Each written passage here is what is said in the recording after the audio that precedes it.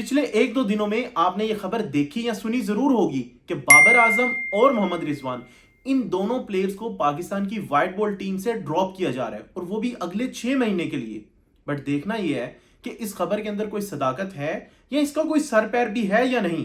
Actually में जो पाकिस्तान के newly appointed head coach mic Hesson है, उनकी जो पॉडकास्ट थी पीसीबी की, उसके अंदर उन्होंने कुछ बातें ऐसी की हैं कि सिलेक्शन को लेकर कि हम आने वाले मैचेस या आने वाली सीरीज में अपनी बेंच स्ट्रेंथ को आजमाएंगे, अपना एक नया जो टेम्पलेट सेट कर रहे हैं, जो हम अग्रेसिव क्रिकेट खेल रहे हैं तो उसके हिसाब से अपने प्लेयर्स को खिलाएंगे। और आने वाला जो टूर्नामेंट है बेसिकली 2026 का वर्ल्ड कप, उसके साथ 2027 का वनडे का वर्ल्ड कप, तो उन दोनों के लिए जो है वो अपनी तैयारी करेंगे। एक्चुअली माइक हैसन जब से पाकिस्तान आए हैं तो उन्होंने ये एक चीज क्लियरली बताई है मीडिया पे भी, और जब भी उन्होंने बात की है कि हम जो है वो अब अग्रेसिव क्रिकेट खेलेंगे, उसके अलावा पाकिस्तान कोई क्रिकेट नहीं खेलेगा। और उनका बिल्कुल जो है वो एक चीज नजर आ रही है क्लियरली कि उनका माइंडसेट क्या है और किस तरह की कम्युनिकेशन वो प्लेयर्स के साथ कर रहे हैं, मीडिया के साथ कर रहे हैं। और उसके साथ साथ उन्होंने अपनी पहली मीडिया टॉक में मेंशन कर दिया था कि भाई मैं यहाँ पे 6 महीने के लिए नहीं आया, मैं यहाँ पे 2 साल के लिए आया हूँ और मेरे जो दो मेजर मेरी असाइनमेंट्स हैं उनमें से एक 2026 का T20 वर्ल्ड कप है, उसके अलावा 2027 का वनडे वर्ल्ड कप है। तो अब उसको लेके माइक हैसन ने अभी से तैयारी शुरू कर दी है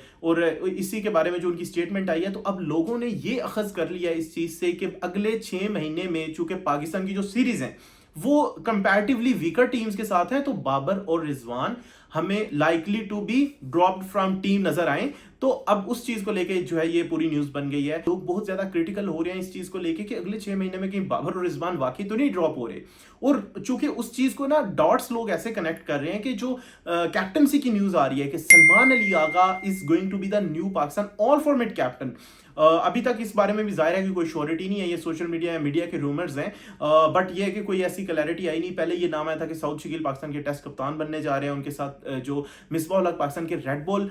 हेड कोच बनने जा रहे हैं। चूंकि सिंस जैसन Gillespie resign from that format, उसके बाद जो है वो कोई पाकिस्तान का red ball permanent head coach आया नहीं है। आर्जी तौर पे आकिब जावेद थे जो कि अब नहीं है पाकिस्तान टीम के साथ, और व्हाइट बॉल टीम के साथ जो है वो माइक हैसन आ चुके हैं। तो एक तो रेड बॉल का हेड कोच अपॉइंट होना अभी बाकी है, उसके साथ रेड बॉल का क्या टेस्ट कैप्टन वाकई बदला जा रहा है, मतलब शान मसूद की जगह कोई नया कप्तान आ रहा है, और उसके साथ जो ऑल फॉर्मेट कैप्टन की बात है सलमान अली आगा। तो अगर तो बाबर और रिजवान पाकिस्तान की व्हाइट बॉल टीम से अगले 6 महीने के लिए ड्रॉप होते हैं और ये जो कंपैरेटिवली वीकर सीरीज कंसिडर की जा रही हैं इनमें वाकई बेंच स्ट्रेंथ आती है, तो मोहम्मद रिजवान की जगह पे फिर वनडे का नया कैप्टन भी होगा। क्योंकि जब रिजवान टीम के अंदर नहीं है तो एक कैप्टन तो चाहिए होगा टीम में, तो फिर डेफिनेटली जो वाइस कैप्टन है पाकिस्तान के वो सलमान अली आगा हैं। तो सलमान अली आगा ही पाकिस्तान को वनडे में लीड कर रहे होंगे इन केस के मोहम्मद रिजवान जो है वो टीम में से रेस्ट कर रहे हैं। तो उसके साथ बाबर आजम जो है उनकी लेकर जो उनकी सिलेक्शन के कंसर्न है वो अपनी जगह पे मौजूद है। बट उसके साथ एक अच्छी न्यूज जो बाबर आजम के लिए आई है वो ये है कि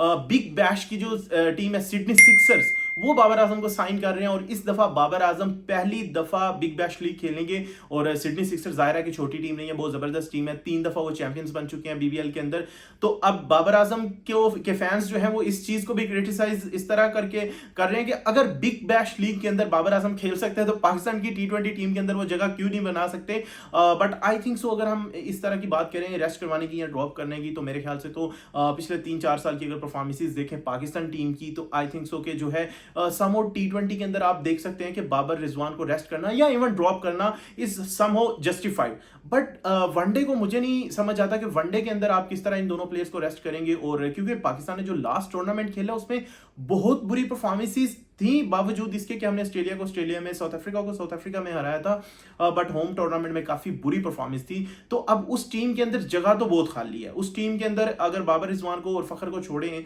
तो एक तो साइम वापस आएंगे उस टीम में, मिडल ऑर्डर काफी खाली हमें नजर आएगा। सऊद शकील थे, तैयब ताहिर थे, इरफान खान न्याजी तो उससे पहले ड्रॉप हो चुके थे चैंपियंस ट्रॉफी से, बट फहीम अशरफ वापस आए थे, कुछ दिलशाद। तो अब आपकी जो वनडे की टीम है ना उसके अंदर भी जाहिर है कि चेंजेस होंगी जैसे कि T20 में आई है। बट ये देखना कि बाबर आजम उस टीम में नहीं होंगे या उनकी जगह पे कौन आएगा, या रिजवान अगर उस टीम में नहीं होंगे तो बैकअप विकेट कीपर कौन होगा, क्योंकि कप्तान तो अगर वाइस कैप्टन कैप्टन बन जाएगा, बट उनकी जगह पे क्योंकि मोहम्मद हारिस जो है उनका वनडे का कोई खास एक्सपीरियंस नहीं है, तो क्या पाकिस्तान ये प्लान कर रहा है कि हारिस को वनडे के अंदर ऐसा विकेट कीपर पैटर्न लाना है, या उसके साथ रोहेल नजीर का काफी नाम आ रहा है कि Rohail Nazir is going to be the next wicket keeper batter Pakistan के लिए जो है वनडे फॉर्मेट में। तो इस सारे के अंदर जो है ना आई थिंक सो अब जब पाकिस्तान नेक्स्ट सीरीज खेलने जाएगा तब ये क्लैरिटी आएगी कि पाकिस्तान अपना जो है वो स्क्वाड बेसिकली शेप कैसे कर रहा है। लेकिन उससे पहले पाकिस्तान जो प्लेयर्स का पूल बना रहा है T20 वर्ल्ड कप के लिए वो बहुत इंपॉर्टेंट है, और अगर उसमें बाबर आजम और रिजवान नहीं है तो क्या वाकई ये दोनों प्लेयर्स अगले 6 महीने के लिए टीम से आउट होंगे, क्योंकि पाकिस्तान का नेक्स्ट टेस्ट मैच जो है वो कहीं अक्टूबर में जाके है, तो उससे पहले पाकिस्तान की जो व्हाइट बॉल क्रिकेट है उसका जो स्क्वाड बनने जा रहा है, तो उसमें अगर ये दोनों नहीं होंगे तो अब ऐसा ही होगा कि अगले 6 महीने के लिए ये दोनों टीम से बाहर होंगे। बट उसके साथ ये तो जाहिर है कि जब स्क्वाड्स आएंगे तो क्लैरिटी आएगी, बट उसके साथ जो इंपॉर्टेंट चीज है वो ये है कि माइक हैसन जो है वो किस तरह करके अब इन प्लेयर्स के साथ कम्युनिकेशन करते हैं, क्योंकि अभी माइक हैसन ने कैंप भी किया था एनसीए में, जहां पे बाबर आजम और मोहम्मद रिजवान से वो मिले भी थे, शाहीन अफरीदी भी वहां पे थे, और वो हमें नजर आए कि उनके साथ प्रैक्टिस करते हुए, और हमें एक जो फील आई वो यही आई कि अब जो है ना वो बाबर हो, रिजवान हो, शाहीन हो, ये क्लियरली बता दिया गया है कि अब हम इस स्टाइल की क्रिकेट खेलेंगे। तो अब होपफुली क्रिकेट तो उसी स्टाइल की होगी, बट स्क्वाड डेफिनेटली देखना बाकी है। तो आपके ख्याल में क्या ये दुरुस्त डिसीजन होगा कि रिजवान और बाबर को वनडे में से भी रेस्ट किया जाए, एंड अगले आने वाली जो 6 महीने की सीरीज आ रही हैं उनमें व्हाइट बॉल में पाकिस्तान अपना बैकअप जो है या बेंच स्ट्रेंथ जो है उसको आजमाए अपने आने वाले टूर्नामेंट की तैयारी करने के लिए, या वनडे के अंदर ये प्लेयर रहने चाहिए एंड जस्ट T20 के अंदर फिलहाल एक्सपेरिमेंट करने चाहिए? Let us know your feedback in the comment section below.